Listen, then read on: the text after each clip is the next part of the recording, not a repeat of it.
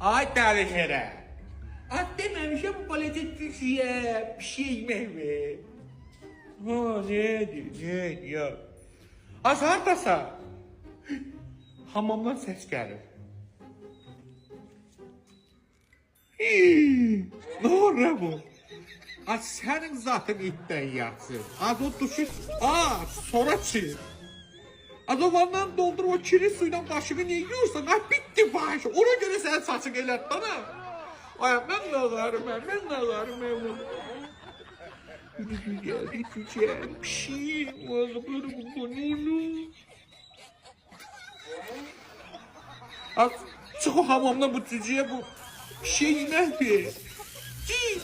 Miau miau edin bütün günü. Ne güzeldi. Kukulim.